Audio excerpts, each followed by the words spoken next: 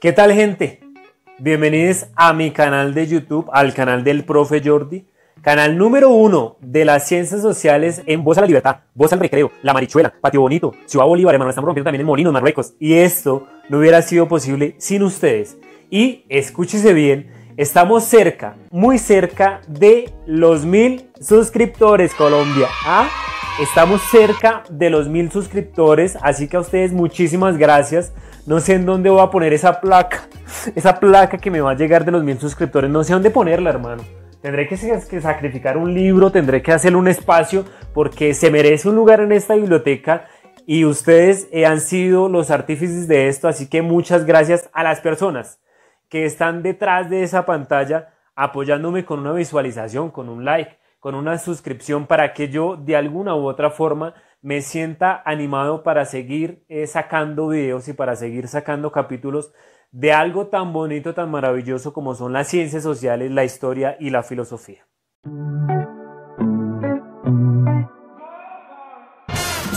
Hoy presentamos el origen del manga y el anime.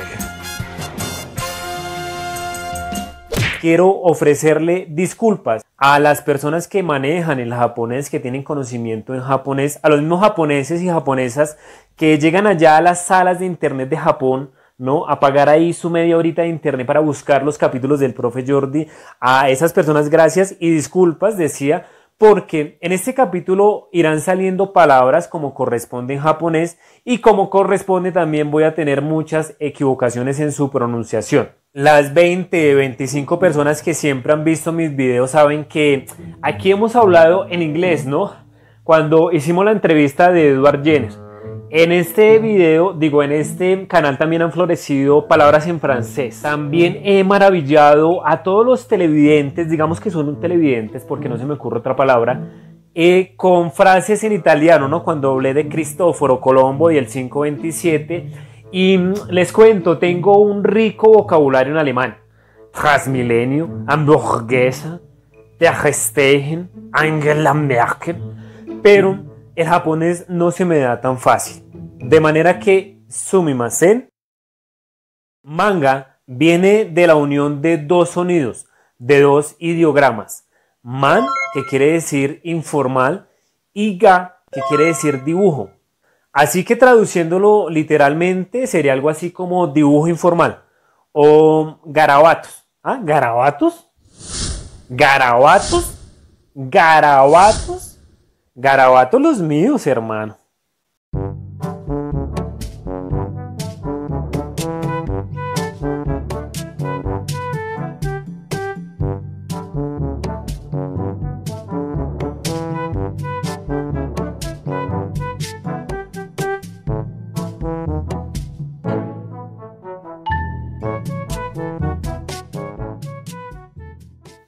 Y para hablar del origen del anime, es inevitable hablar de la historia del manga, porque el anime forma parte de la evolución del manga. El anime significó el salto del manga a contenido audiovisual. Y si queremos hablar de la historia del manga, tenemos que remontarnos un tiempo atrás. Paleolítico, año 300.000 antes de nuestra era. Los ancestros están allí en sus... mentiras, no tanto. En el siglo XII se desarrolla lo que ha sido considerado como la muestra más incipiente y más temprana del manga, el Youjo Giga. En el siglo XII son emakis, quiere decir son ilustraciones horizontales que van contando y van narrando una historia de derecha a izquierda y que tienen a animales que se comportan como humanos como sus principales protagonistas. No por nada son considerados como un tesoro nacional en Japón y se encuentran en los dos museos más importantes del Japón donde uno puede ir a mirarlos y muestran desde entonces, siglo XII, ya algunos indicios de lo que va a ser el manga y de lo que va a ser el arte japonés posterior. Siglo XVII surge o aparece mejor en Japón el ukiyo-e, un arte japonés, un movimiento artístico japonés que prácticamente son grabados en madera que recrean aspectos o eventos y escenarios cotidianos de la vida en Japón y empiezan a popularizarse.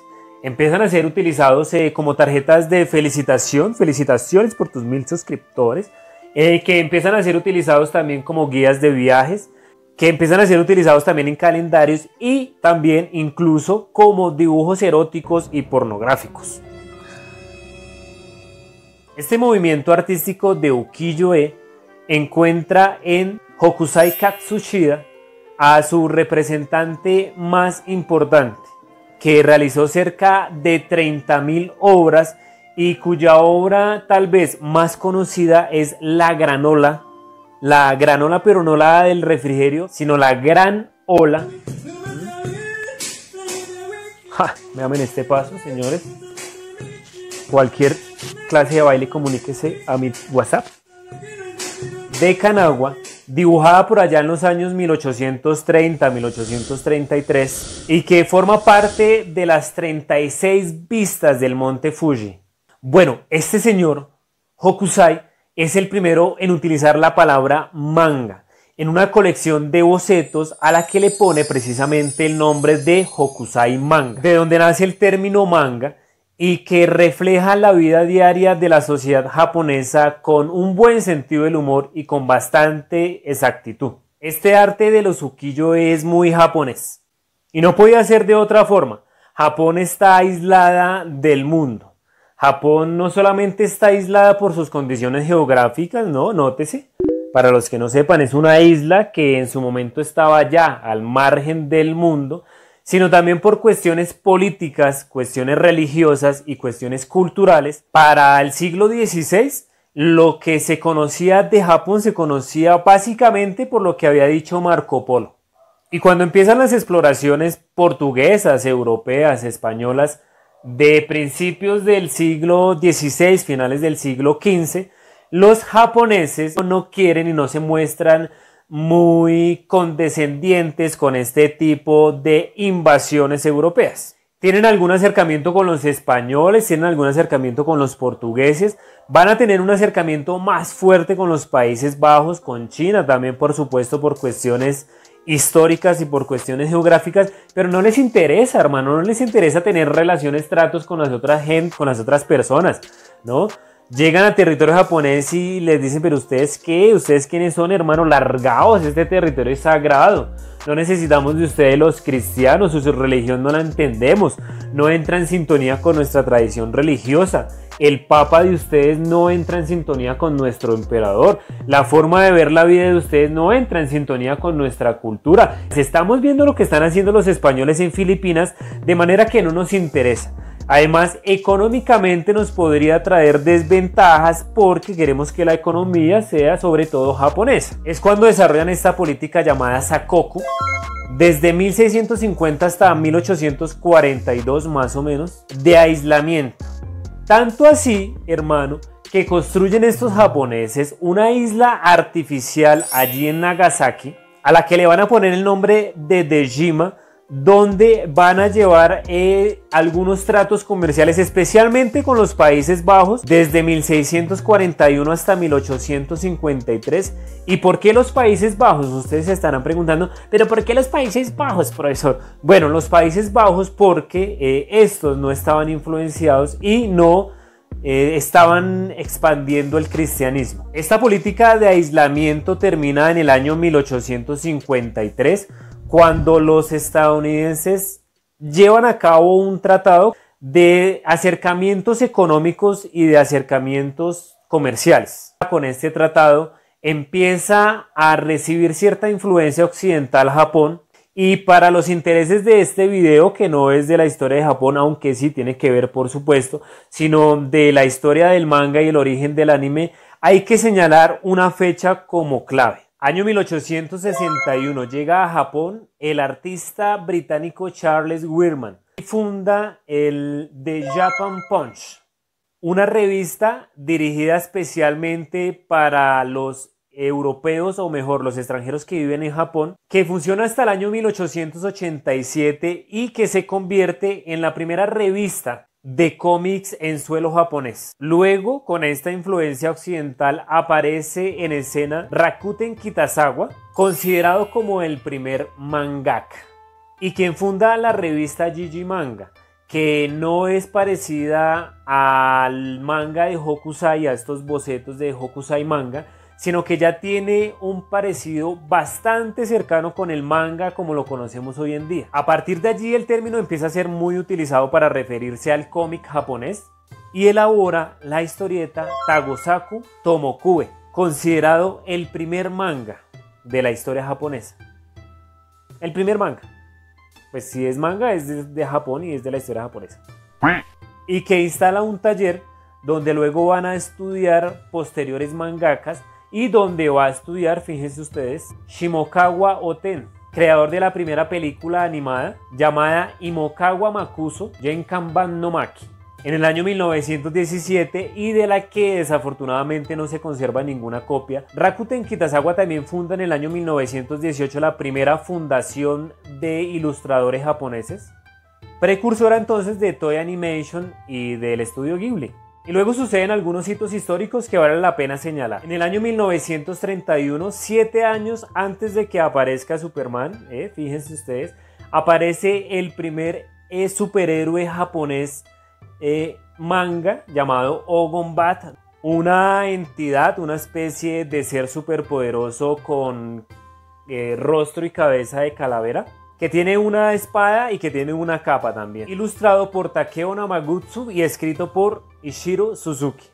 Durante la Segunda Guerra Mundial, por motivos que son obvios, hay una poca producción de manga y por motivos que son obvios también, el manga que se produce se dedica sobre todo a aspectos bélicos y a aspectos patrióticos. Y es después de la Segunda Guerra Mundial, hermanas y hermanos, cuando surge y cuando se da el boom del manga, un boom que va a encontrar en los años 70 y 80, un momento ya ahora sí bastante especial, cuando se populariza sobre todo en Occidente con la llegada del anime y de los animes al occidente y al mundo occidental. Y es después de la Segunda Guerra Mundial cuando aparece Osamu Tezuka. Vean esta animación que tengo en My Computer. Y allí están los dibujos precisamente de Osamu Tezuka, un personaje, una persona que es considerada el papá del manga, el dios del manga, creador de Astro Boy, por ejemplo, que se va a llevar después a la televisión y va a convertirse en el primer anime televisivo, y creador también de Kimba, no el Rey León.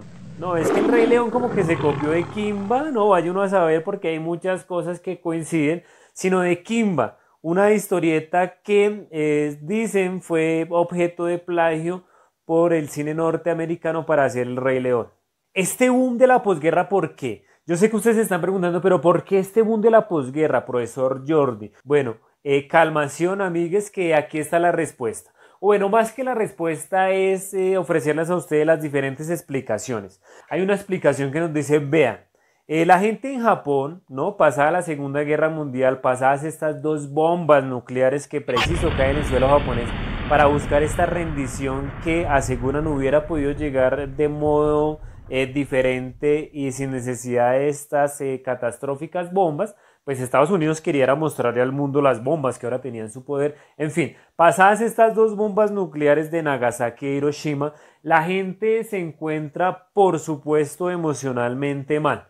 Triste, ve un ambiente bastante desolado con muchos destrozos y encuentran en el manga,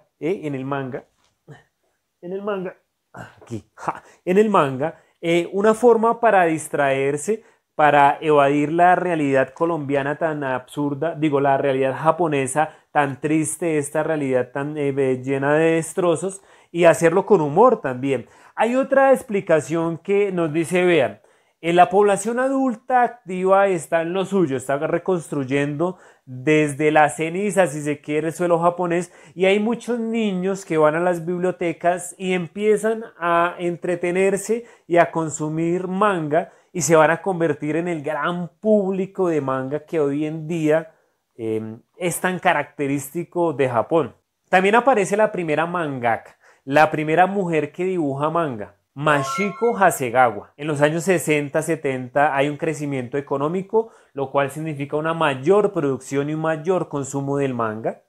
Un manga que por supuesto está influenciado por Occidente, porque Estados Unidos ha estado haciendo una presencia importante luego de la Segunda Guerra Mundial, pero que sin embargo conserva una esencia bastante japonesa y bastante interesante. Del papel hay un salto a la televisión y es cuando surge ahí sí el anime como lo conocemos hoy en día, cuando llega a la pantalla Astro Boy. Astro Boy, este manga elaborado por Osamu Tezuka y que aparece para la televisión en el año 1963. Como lo decía en los años 70s, 80s, el boom alcanza más fuerza cuando se popularizan los animes en Occidente, en Europa, en Latinoamérica y también en Estados Unidos, que viene acompañado, hay que decirlo porque es importante, de todo el auge de las consolas de videojuegos japonesas que logran invadir también mercados occidentales como Sega y Nintendo. Hemos llegado al final de este episodio. A las 10 personas que siempre llegan hasta este punto, muchísimas gracias por estar ahí. Denle un dedito arriba aquí con la asesoría de mi amigo asistente de entretenimiento. Gracias, amigo, ya puedes retirarte. Estuvo bien tu participación por el día de hoy. Compartan esto entre conocidos, desconocidos y personas por conocer también. Y suscríbete si no lo has hecho. Yo los dejo como siempre deseando mucho placer en sus vidas, porque recuerden que nada en esta vida se compara con el placer. Chao. Uf.